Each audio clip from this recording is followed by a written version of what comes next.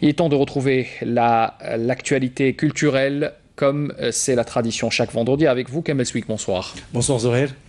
Alors Kamel, c'est la suite et la fin du SILA, le Salon international du livre d'Alger. Les visiteurs ont jusqu'à demain pour bénéficier des rabais lors de ce salon.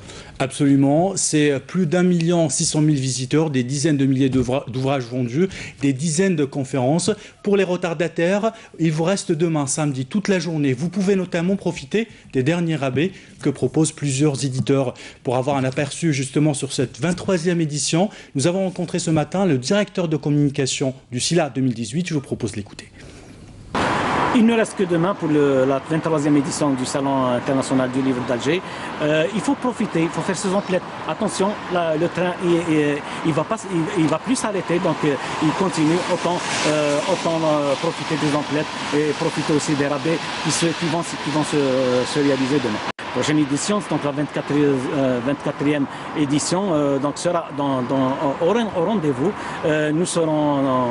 Nous ferons tout ce qu'il faut pour remédier aux petites lacunes qui se sont produites cette année. Alors Kamel, on revient sur un autre événement à présent. On l'a compris pour le SILA, ça sera donc demain le dernier jour. On passe à un autre événement qui est la nuit du conte africain. C'est un événement qui a été donc qui se tiendra à l'Opéra d'Alger et ça commencera dès demain. Exactement, c'est à partir de demain à 19h Zohir. Pour cette seconde édition, l'événement a réuni 6 pays africains. Un événement réservé aux enfants, vous l'avez compris, mais aussi aux adultes. Rendez-vous donc demain à l'Opéra d'Alger. Les tickets d'entrée sont fixés à 800 dinars Zohir. Alors on part à Oran, à la capitale de l'Ouest, pour parler d'un événement important. On célèbre plutôt le 64e anniversaire du déclenchement de la guerre de libération nationale avec la projection d'un documentaire signé Saïd Olmi qui retrace donc la guerre de libération et de l'implication du CICR pendant cette guerre. Alors Kamel, vous nous en parlez également ce soir.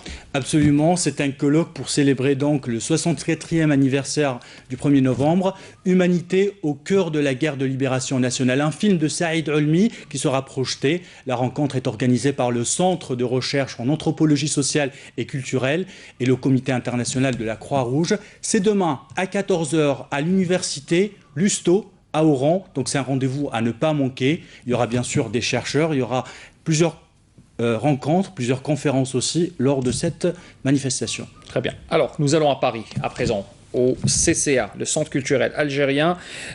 Beaucoup d'événements, beaucoup de spectacles sont organisés en ce moment. On notera notamment cette manifestation Chabi, de la musique Chabi, Kamel. Absolument, les amoureux de la musique Chabi vont se régaler ce soir à Paris. C'est ce soir donc au Centre culturel algérien de Paris. Si vous n'avez pas de plan, vous pouvez y aller. Le prix d'entrée est à 15 €. C'est une belle soirée organisée donc par le Centre culturel algérien de Paris. Le Centre culturel algérien qui organise également du 4e art avec des pièces théâtrales, Kamel.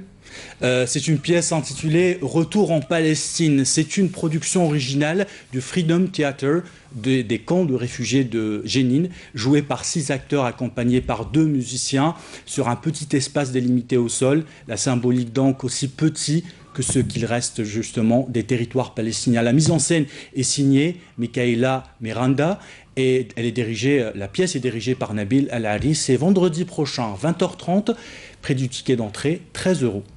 Et puis cette rencontre débat toujours au CCA à Paris. Kamel, vous nous en parlez également ce soir. Absolument, c'est dans le cadre justement de la célébration du 64e anniversaire du 1er novembre. Un débat sera organisé autour de l'ouvrage « À l'école en Algérie des années 1930 à l'indépendance ». Ce sont 52 femmes et hommes qui proposent leur récit sur leur scolarité en Algérie. L'ouvrage répond à un désir bien sûr, mais aussi à un besoin de mémoire.